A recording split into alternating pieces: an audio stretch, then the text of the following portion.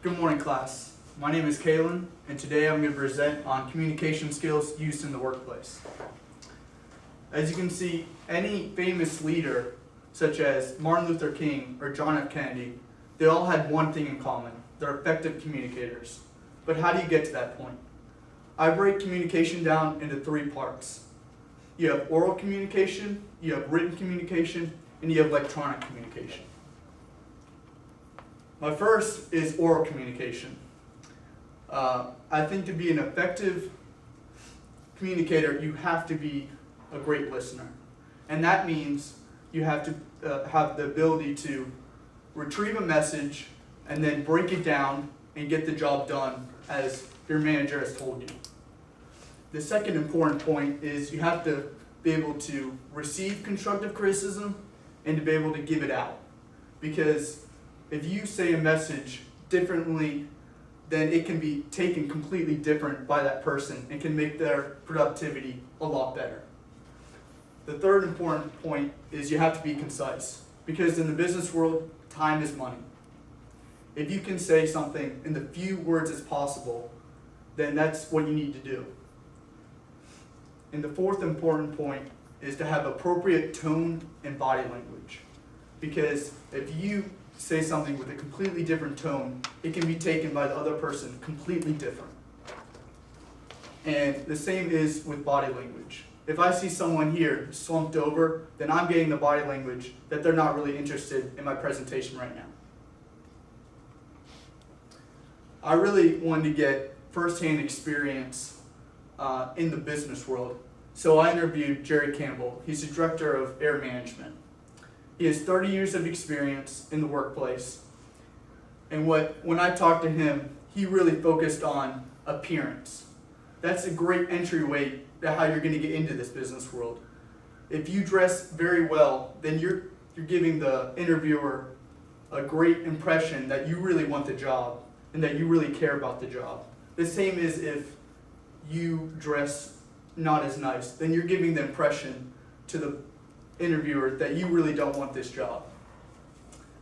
And what he also stressed is in any workforce, you're going to have to be a great public speaker, because you're going to have to do it in almost every job that you want. The next form of communication is written communication, such as technical reports, email, and letter.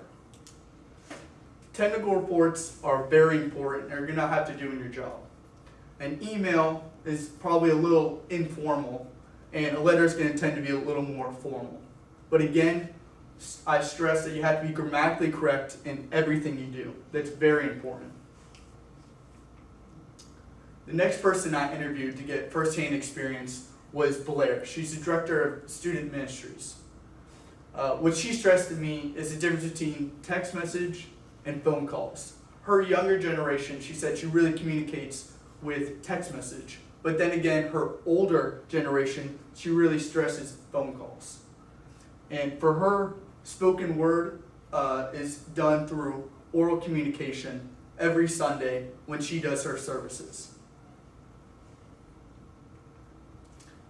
But today, there's a new age of communication, what I talked about, electronic communication. Companies are using technology to communicate. As well, employees have to use it appropriately so that they can use it to their advantage. Social media is a great way to really take advantage of that. Every company has potential buyers that they need to reel in, and social media is an easy way to take advantage of that. Here I have a pie chart. I found it online. It was a survey of over 10,000 employees, over 32 countries, and they found that employees are really using their email to communicate. As well, instant messaging is very popular, and video conferencing. Again, what I stressed earlier, social networking, is very popular too.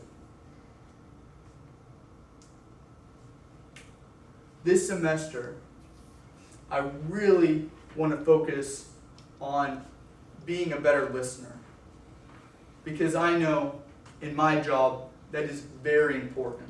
That's something I'm going to have to do every day. And that's something I think I don't spend enough time on.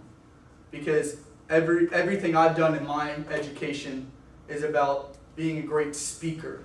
But then the other side of things, that's what I really want to focus on. My next point, I really want to learn how to write to my audience, make it entertaining to them. Because if you narrow in on an audience and really focus on it, then you can make it entertaining to them, and they will better understand what you're trying to get across.